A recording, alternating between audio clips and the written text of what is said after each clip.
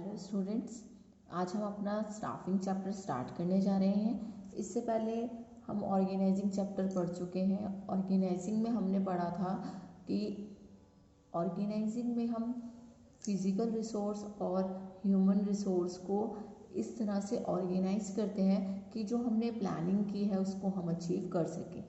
Organising में हमने पढ़ा था डेलीगेशन ऑफ अथॉरिटी के बारे में, फंक्शंस के बारे में, अथॉरिटी एंड रिस्पॉन्सिबिलिटी रिलेशनशिप के बारे में। जो मेन काम था हमारा फंक्शंस ऑफ ऑर्गेनाइजिंग में, हमने ये पढ़ा था कि जो ऑर्गेनाइजिंग होती है उसके अंडर हम पोस्ट डिसाइड करते हैं कि कौन सी पोस्ट पे कौन सा पर्सन काम करेगा और उस पोस्ट के अकॉर्डिंग ही उनकी हम क्या करते होते हैं, पर्सन्स के रिक्रूटमेंट करते हैं। ठीक है, तो जो स्टाफिंग चैप्टर है उसमें जो हमने पोस्ट डिसाइड किया ऑर्गेनाइजिंग में कि कौन सा पर्सन क्या काम करेगा, तो स्टाफिंग में हम क्या करते हैं, पर्सन रिक्रूट करते हैं ताकि उस पोस्ट पे वो पर्सन काम कर सके। फॉर एग्जांपल ऑर्गेनाइजिंग में हमें मालूम है कि जो जनरल मैनेजर की पोस्ट है, ठीक है, तो जनरल मैनेजर की जो पोस्ट है उस पर कौन सा पर्सन काम करेगा, उसकी क्या क्वालिटीज़ होनी चाहिए, क्या उसकी क्वालिफिकेशन होनी चाहिए, कैसे उसको रिक्रूट करना है, ये सारे फंक्शन हम किस में करते हैं, स्टाफिंग में। तो एक बार पढ़ लेते हैं कि स्टाफिंग होती क्या है। Staffing refers to the appointment of suitable employees at various functional posts in the organizational structure। तो बता रहा है कि स्टाफिंग में हम क्या करते हैं, अपॉइंटमेंट करते हैं suitable employees की। ठीक है, it is that process of management under which various decisions about planning, recruitment, selection, training, development, promotion, compensation and performance evaluation of employees are made so that various function of organization may be performed। तो बताने की कोशिश कर रहा है कि staffing में हम क्या करते हैं, रिक्रूटमेंट करते हैं। रिक्रूटमेंट मीन्स पूल बनाते हैं ऐसे पर्सन्स का जो स्टाफिंग के थ्रू हम सिलेक्ट करना चाहते हैं। ठीक है, उसके बाद हम सिलेक्शन कर लेते हैं उन पर्सन की जो हमें लगते हैं कि कैपेबल है जॉब के लिए। फिर उनको ट्रेनिंग दी जाती है, ट्रेनिंग के बाद उनकी अपॉइंटमेंट की जाती है, फिर उनका डेवलपमेंट किया जाता है। फिर जैसे जैसे वो अपने काम में परफेक्ट होने लगते हैं धीरे धीरे, फिर उनको प्रमोशन दिया जाता है। किसी चीज़ में अगर किसी को कुछ हो जाता है, मान के चलने कोई अच्छा परफॉर्म करता है तो उसको बोनस वगैरह देना, कंपनसेशन देता है और टाइम टू टाइम परफॉर्मेंस का इवैल्यूएशन करते हैं कि कितना जो है एम्प्लॉय है वो इम्प्रूव कर रहा है। तो ये सारे जो भी फंक्शन है ये हम किस में करते हैं, ये सारे हम करते हैं स्टाफिंग में। तो कुल मिला के कहने की बात यह है कि स्टाफिंग में क्या करते हैं हम, ये स्टाफिंग एक मैनेजरल फंक्शन है जो मेनली किस पे कंसर्न होता है, appointment of suitable person at suitable post. इसके बाद हमें एक राइटर की डेफिनेशन जो है स्टाफिंग की वो अच्छे से पढ़ लेते हैं। ऐसा हम इसलिए करते हैं ताकि पेपर में अगर हमें डेफिनेशन लिखनी है तो हम किसी राइटर के लिखते हैं तो जो एग्जामिनर होता है उसके ऊपर एक अच्छा इंप्रेशन पड़ता है कि बच्चे को पता है कि जो डेफिनेशन वो लिख रहा है वो किसने दी है। ठीक है, तो मैं पढ़ रही हूँ डेफिनेशन अकॉर्डिंग टू मैकफार्लेन के। Staffing is the function by which manager builds on organization through the recruitment, selection and development of individual as capable employees। वही बात वो कह रहा है कि स्टाफिंग के थ्रू क्या होता है कि हम एक ऑर्गेनाइजेशन बिल्ड करते हैं जिसमें हम रिक्रूटमेंट करते हैं, सिलेक्शन करते हैं एंड डेवलपमेंट करते हैं, किसका, एम्प्लॉयज़ का। इसके बाद हम स्टाफिंग के कुछ फीचर्स पढ़ लेते हैं कि स्टाफिंग के क्या फीचर्स हैं, क्या उसका नेचर है। ठीक है, हम सब जानते हैं कि जो स्टाफिंग है वो क्या है, हमारा एक मैनेजरल फंक्शन है। कौन सा मैनेजरल फंक्शन है, फर्स्ट था हमारा प्लानिंग, सेकंड था हमारा ऑर्गेनाइजिंग और थर्ड है हमारा स्टाफिंग। तो ये थर्ड फंक्शन है किसका, मैनेजमेंट का। तो फर्स्ट इसमें जो इसका नेचर है वो ये है कि एक मैनेजरल फंक्शन है। ठीक है, क्या है ये, मैनेजरल फंक्शन है। जो कौन परफॉर्म करता है, एक मैनेजर परफॉर्म करता है। ठीक है, so staffing is an also important managerial function in a new organization. Management perform the function of staffing and planning and organizing। अभी मैंने आपको बताया ना कि जो स्टाफिंग होती है वो किसके बाद की जाती है, प्लानिंग एंड ऑर्गेनाइजिंग की। सबसे फर्स्ट फंक्शन हमारा प्लानिंग होता है, फिर ऑर्गेनाइजिंग और थर्ड हमारा क्या आता है, स्टाफिंग। ठीक है, उसके बाद सेकंड इसका नेचर है रिलेटेड विद ह्यूमन रिसोर्स। देखिए बेटा, मैंने भी आपको बताया कि इसमें हम रिक्रूटमेंट, सिलेक्शन, डेवलपमेंट ये सारी बातें करते हैं, पर ये सारी बातें किससे रिलेटेड है? एम्प्लॉय से। और एम्प्लॉय क्या होते हैं? ह्यूमन रिसोर्स होते हैं। आपको ये बात जानना बहुत ज़रूरी है कि जो मैनेजमेंट है, मैनेजमेंट में जो स्टाफिंग फंक्शन है ना, वो पूरा पूरा किससे रिलेटेड होता है? ह्यूमन रिसोर्स से रिलेटेड होता है। इसीलिए कहीं कहीं हम स्टाफिंग को as a human resource management का भी नाम दे देते हैं। ठीक है, सो बता रहे हैं कि जो स्टाफिंग है वो किससे रिलेटेड है? ह्यूमन रिसोर्स से रिलेटेड है, क्योंकि हम इसमें appointment of suitable person at various post की बात करते हैं। थर्ड है यूनिवर्सल। तो स्टाफिंग को यूनिवर्सल किस लिए कहा गया है? क्योंकि जो स्टाफिंग है, चाहे आपकी ऑर्गेनाइजेशन बड़ी है चाहे आप छोटी है, पर आप स्टाफिंग तो करते ही हैं। ठीक है, हर ऑर्गेनाइजेशन में स्टाफिंग की जाती है। मान के चल रहे हैं कि वो ऑर्गेनाइजेशन है, वो स्मॉल ऑर्गेनाइजेशन है, वहाँ पे 10 to 15% काम करते हैं, तो भी वहाँ पे स्टाफिंग की जाती है। और कोई लार्ज ऑर्गेनाइजेशन है जहाँ पे 400 to 500 एम्प्लॉयज़ अपॉइंट किए जाते हैं, तो भी वहाँ पर स्टाफिंग की नीड होती है। उसके बाद आ जाता है बात कंटिन्यूटी। कंटिन्यूटी का मतलब ये है कि जो स्टाफिंग है वो कंटिन्यूअस प्रोसेस है।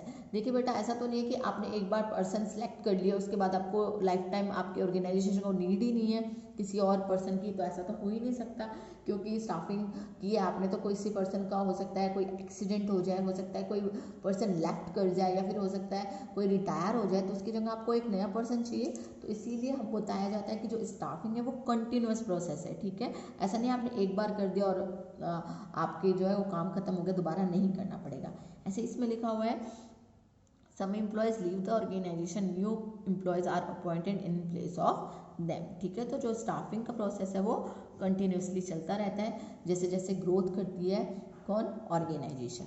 देन इसका फिफ्थ है objective of optimum utilisation of resources. अभी बात की है कि हम इसमें कोशिश करते हैं कि सूटेबल पोस्ट पे सूटेबल पर्सन ही है according to its qualification, qualities. ठीक है, तो जब हम एक सूटेबल पर्सन को सूटेबल पोस्ट पे रिक्रूट करेंगे, तो ऑब्वियस सी बात है कि जो हमारे रिसोर्सेज हैं वो क्या होंगे? ऑप्टिमम यूटिलाइजेशन होगा रिसोर्सेज का।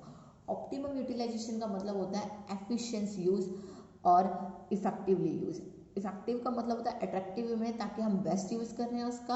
और एफिशिएंसी का मतलब होता है कि आपको मिनिमम वेस्टेज करनी है किसकी? रिसोर्सेज की। तो जब एक पर्सन एक्सपर्ट होगा अपने काम में, एक पर्सन को जब पता होगा कि उसकी क्वालिटीज़ क्या है और वो उसी पोस्ट पे ही लगा होगा, तो वहाँ पे वो बहुत अच्छे से परफॉर्म कर पाएगा। ठीक है, उसके बाद 6 पॉइंट है हमारा multi dimensional concept. Multi dimensional क्यों कहा गया है इसको? क्योंकि इस फंक्शन के अंदर और भी बहुत सारे फंक्शन हैं। जैसे बताया था मैंने कि जो हम स्टाफिंग करते हैं, स्टाफिंग के थ्रू हम क्या करते हैं? अपॉइंटमेंट ऑफ एम्प्लॉयज़ करते हैं। सबसे पहले हम क्या करते हैं? रिक्रूटमेंट करते हैं। रिक्रूटमेंट मतलब लोगों को बुलाते हैं कि आप आइए इंटरव्यू दीजिए। ठीक है, फिर हम उनमें से सिलेक्ट करते हैं, फिर उनको ट्रेनिंग देते हैं, डेवलपमेंट करते हैं, कंपनसेशन देते हैं। तो इतने सारे फंक्शन हम किस में करते हैं? स्टाफिंग में करते हैं। इसलिए हमने इसको क्या बोला है?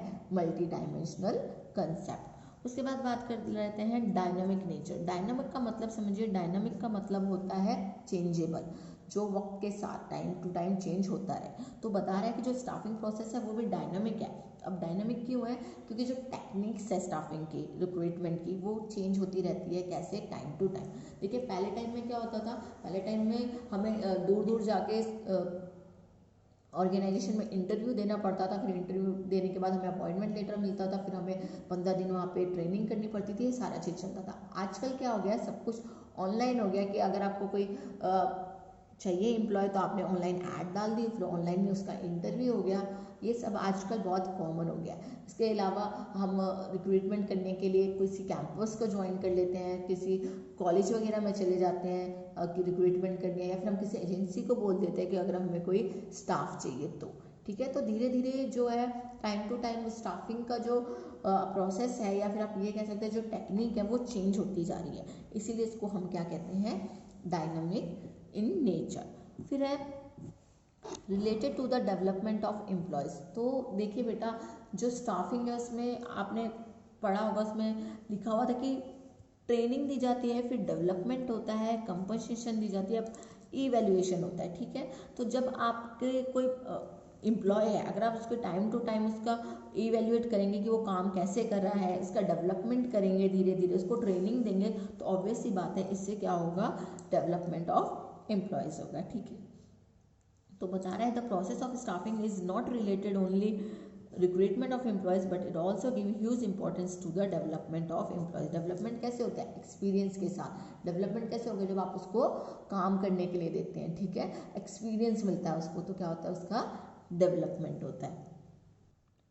अब इसकी इम्पोर्टेंस की बात कर लेते हैं कि जो स्टाफिंग है वो एक इम्पॉर्टेंट फंक्शन क्यों है, किसका, मैनेजमेंट का। ठीक है, तो देखिए बताया जा रहा था कि जो पहले टाइम के जो स्कॉलर्स होते थे वो ये सोचते थे कि जो स्टाफिंग है और ऑर्गेनाइजिंग है वो सेम फंक्शन है, क्योंकि हम ऑर्गेनाइजिंग में पोस्ट डिसाइड करते हैं और स्टाफिंग में हम क्या करते हैं, सिलेक्शन करते हैं। बट ऐसा नहीं है, क्योंकि जो ऑर्गेनाइजिंग होती है उसमें हम क्या करते हैं, सिर्फ पोस्ट डिसाइड करते हैं कि कौन किस पे काम करेगा। बट लेकिन जो स्टाफिंग होती है उसमें हम क्या करते हैं, स्टाफिंग में हम पर्सन से रिलेटेड बात करते हैं कि कौन सा पर्सन कौन सी जॉब पर अपॉइंट किया जाएगा। तो इसीलिए जो ऑर्गेनाइजिंग है वो अलग हो जाता है और जो स्टाफिंग होता है वो किससे रिलेटेड हो जाता है, ह्यूमन रिसोर्स से। मैंने आपको बताया कभी कभी हम इसको क्या बोलते हैं, स्टाफिंग को as a human resource management भी मान के चलते हैं।